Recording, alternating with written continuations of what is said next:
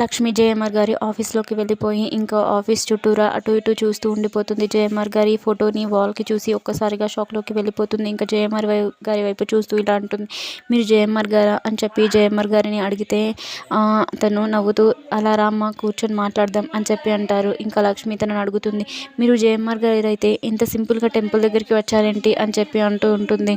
ఇంకా జేఎంఆర్ గారు వెళ్ళి సోఫాలో కూర్చొని ఇలా రామ్మ నీకు చెప్తాను అని చెప్పి ఇంకా తనని పిలుచుకొని కూర్చోబెట్టుకొని తనతో మాట్లాడుతూ ఉంటాడు. నేను జేఎంఆర్ గారినే, నాకు కానీ ఆ సంతోషం నాకు అస్సలు ఇవ్వదు. ఇలా జేఎంఆర్ గారిని అని చెప్పి ఒక కిరీటాన్ని పక్కకు పెట్టి వస్తేనే కదా నాకు నలుగురు గురించి అర్థమవుతుంది, ఆప్యాయతలు అందగలు తెలుస్తాయి అని చెప్పి జేఎంఆర్ గారు తనతో మాట్లాడుతూ ఉంటారు. ఈ హడావిడి ఈ సందడి ఎప్పుడు నా చుట్టూరా ఉంటూనే ఉంటుందమ్మా.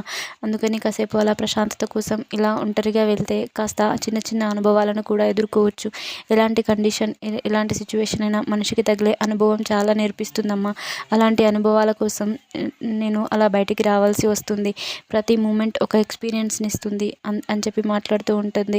ఇంకా లక్ష్మి తనతో ఇలా అంటారు, మీరు ఇంత పెద్ద ఇండస్ట్రియర్ అయినప్పటికీ ఇంత సింపుల్గా ఉన్నారు, చాలా గ్రేట్ అని చెప్పి మాట్లాడుతూ ఉంటాయి. ఇంతలో అక్కడికి వాళ్ళ మేనేజర్ వచ్చేస్తారు. వాళ్ళ మేనేజర్ వచ్చేసి సార్ మీ ఫోన్ అని చెప్పి ఇస్తూ ఉంటే ఇంకా లక్ష్మి తనతో ఇలా మాట్లాడుతుంది, ఇందాక సార్కి హార్ట్ అటాక్ వచ్చింది, చిన్న స్ట్రోక్ వచ్చింది, మీరు డాక్టర్ని పిలిపించారా అని చెప్పి మాట్లాడుతూ ఉంటే అవునా సార్ అవునా అని చెప్పి హడావిడిగా తను మాట్లాడుతూ ఉంటే నువ్వంతా అతి చేయని అవసరం ఏం లేదులే, ఇంకా నేను ఇప్పుడు బాగానే ఉన్నాను, ఏం పర్లేదు వెళ్ళు అని చెప్పి అంటే లక్ష్మి ఇంకా తనతో ఇలా అంటుంది, ఏం పర్లేదు మీరు ఒకసారి పిలిపించండి డాక్టర్ని, ఎంతకైనా మంచిది అని చెప్పి అంటే ఓకే మేడం అని చెప్పి ఇంకా తను అక్కడి నుంచి వెళ్ళిపోతాడు.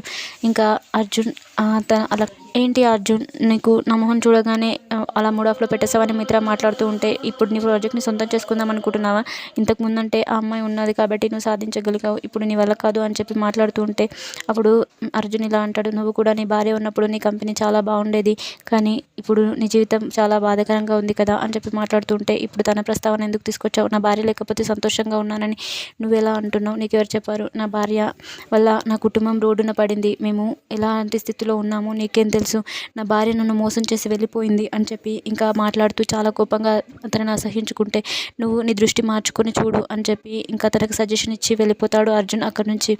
మరోవైపు లక్ష్మి జేఎంఆర్ గారి ఆఫీస్లో ఉంటే ఇంకా అక్కడికి డాక్టర్ వచ్చేసి జేఎంఆర్ గారిని చెక్ చేస్తూ ఉంటాడు. ఇంకా లక్ష్మి అదంతా గమనిస్తూ ఉంటుంది. డాక్టర్ తనతో జేఎంఆర్ గారితో ఇలా అంటారు, సార్ మీ పల్స్ రేట్ చాలా తక్కువగా ఉంది, మీరు ఇలాంటి టైంలో ఇలాంటి ప్రెషర్ తీసుకోని అవసరం లేదు, వెంటనే మీరు వెళ్ళిపోండి ఇక్కడ నుంచి అని చెప్పి తనతో మాట్లాడుతూ ఉంటే లక్ష్మి అదంతా వింటుంది. ఏం పర్లేదులే సరే నేను చూసుకుంటానులే అని చెప్పి తనకు ట్యాబ్లెట్స్ ఇచ్చి ఇంకా డాక్టర్ ఇలా అంటాడు, ఇప్పుడు ట్యాబ్లెట్స్ వేసుకోండి అని చెప్పి అంటుంటే ఓకే పర్లేదు అని చెప్పి ఇంకా తనను పంపిస్తూ ఉంటే లక్ష్మి అతని కోసం అని చెప్పి వాటర్ తీసుకురావడానికి వెళ్తే అర్జున్ అదంతా విండోలో నుంచి చూస్తూ ఉంటాడు. లక్ష్మి ఏంటి జేఎంఆర్ గారి ఇంట్లో ఇంత హుందాగా ఇంత దర్జాగా తిరుగుతుంది, అసలు జేఎంఆర్ గారికి తినకు ఏంటి సంబంధం అన్నట్టుగా అర్జున్ అక్కడి నుంచి చూస్తూ ఆలోచిస్తూ ఉండిపోతాడు. అర్జున్ ఇంకా లక్ష్మి జేఎంఆర్ గారికి వాటర్ ఇచ్చేస్తే తను వాటర్ తాగుతూ ఉంటే మీరు ఇలాంటి కండిషన్లో ఇక్కడ ఉండడం మంచిది కాదు, వెళ్ళిపోండి, నేను కూడా ఇంకా వెళ్ళొస్తాను అని చెప్పి లక్ష్మి తనతో అంటూ ఉంటే ఇంకా జేఎంఆర్ గారు వాటర్ తాగి ఇలా అంటారు, ఆగమ్మ అప్పుడే వెళ్ళిపోతానంటారేంటి, నీ మనసులో ఉన్న సందేహం ఇంకా తీరిపోలేదు కదా అని చెప్పి తను మాట్లాడుతూ ఉంటాడు. ఇంకా లక్ష్మి తను ఏం చెప్పాలనుకుంటున్నాడో అని చెప్పి జేఎంఆర్ గారి వైపు అలానే చూస్తూ ఉండిపోతుంది. ఇంకా జేఎంఆర్ గారు అక్కడి నుంచి వెళ్ళిపోయి అక్కడ కర్టన్ చాటున ఉన్న ఫోటోని ఓపెన్ చేయడానికి ట్రై చేస్తూ ఉంటాడు. అలా ఓపెన్ చేస్తూ ఉన్నప్పుడు ఫేస్ చూసి లక్ష్మి ఒక్కసారిగా షాక్లోకి వెళ్ళిపోతుంది. తన కళ్ళు చాలా పెద్దవిగా చేసి ఆ ఫోటో వైపు అలానే చూస్తుంది. ఆ ఫోటోలో సేమ్ తన రూపంలో ఒక అమ్మాయిని చూసి ఇంకా షాక్లోకి వెళ్ళిపోతుంది లక్ష్మి. అచ్చు గుద్దినట్టు తనలాగే ఉండడంతో లక్ష్మి అలానే షాకింగ్గా తనని అలానే చూస్తూ ఉండిపోతుంది. తను ఇంకా వెంటనే జేఎంఆర్ గారిని అడుగుతుంది, తనేంటి అచ్చు నా పోలికలా ఉంది అని చెప్పి జేఎంఆర్ గారిని అడిగితే జేఎంఆర్ గారు ఇంకా తనకి ఇలా చెప్తారు, తనేనమ్మా సంయుక్త, నా కూతురు, ఒకప్పుడు బిజినెస్లో నా వెన్నుపూసగా ఉండేది, తన వల్ల ఈ బిజినెస్ ఇంత స్టేజ్కి వచ్చేసింది, ఇప్పుడు ఒక చిన్న యాక్సిడెంట్ వల్ల అచేతనమైన స్థితిలో హాస్పిటల్లో పడి ఉంది, తను అలాంటి స్థితిలో ఉన్నా కూడా ఇలాంటి కండిషన్లో ఉందని ఏ ఒక్కరికి చెప్పలేదు నేను, నేను ఇక్కడ ఒక ముఖ్యమైన ప్రాజెక్ట్ని ఒక సమర్థవంతమైన వ్యక్తి భుజాల మీద పెట్టి వెళ్దామని అనుకుంటున్నాను. కానీ ఆ వెలితి నాకు ఇప్పుడు నా కూతురు ఉంటే నా బిజినెస్లో చాలా హెల్ప్గా ఉండేది, నాకు వెన్నుపూసలా ఉండేది. ఇప్పుడు నా బిజినెస్ వాళ్ళందరికీ ఇప్పుడు నా కూతురు లేదన్నది ఒక పాయింట్గా దొరికిపోయి అందరూ నా మీదకి వచ్చేస్తారమ్మా. నేను అందుకనే నా కూతురిని అలా రహస్యంగా పెట్టాను అని చెప్పి మాట్లాడుతూ ఉంటే ఇంకా లక్ష్మి షాకింగ్గా అలానే చూస్తూ ఉంటుంది. నువ్వు నాకు ఒక చిన్న సహాయం చేయగలవా అని అడిగితే, ఏంటి అని చెప్పి లక్ష్మి అడిగితే, నువ్వు నా కూతురి ప్లేస్లో సంయుక్తగా ఉండగలవా అని చెప్పి అడిగితే, నేను దానికి ఎలా అర్హురాలనవుతానండి? నేను రూపం సేమ్గా ఉండొచ్చు, కానీ దానికి అర్హత ఉండాలి, నాకంత నాలెడ్జ్ లేదు అని చెప్పి లక్ష్మి తనతో అంటూ ఉంటే, దానికి నాలెడ్జ్ ఎందుకమ్మా, మంచి గుణగణాలు ఉన్న వ్యక్తివి, నువ్వు చూసావు కదా టెంపుల్లో నేను జేఎంఆర్ గారిని తెలియకపోయినా కూడా నువ్వు నన్ను దగ్గరుండి తీసుకెళ్ళి మళ్ళీ నన్ను ఇక్కడ దిగబెట్టేంత వరకు నీ సమయస్ఫూర్తి సరిపోదా, నీలాంటి సద్గుణాలు సరిపోవా ఒక మనిషి సమర్థులా కారా అని తెలుసుకోవడానికి అని చెప్పి జేఎంఆర్ గారు తనతో అంటే, సద్గుణాలు ఉండవచ్చు కానీ ఇలాంటి బాధ్యతలు మోయాలంటే అర్హత కూడా ఉండాలి, నేను దానికి అనర్హురాలిని, నాకు అంత నాలెడ్జ్ లేదు అని చెప్పి మాట్లాడుతూ ఉంటే, నువ్వు చేయగలవమ్మా, ఒకసారి ఆలోచించి చూడు అని చెప్పి జేఎంఆర్ గారు చెప్తూ ఉంటే లక్ష్మి అలానే షాకింగ్గా చూస్తూ ఉండిపోతుంది.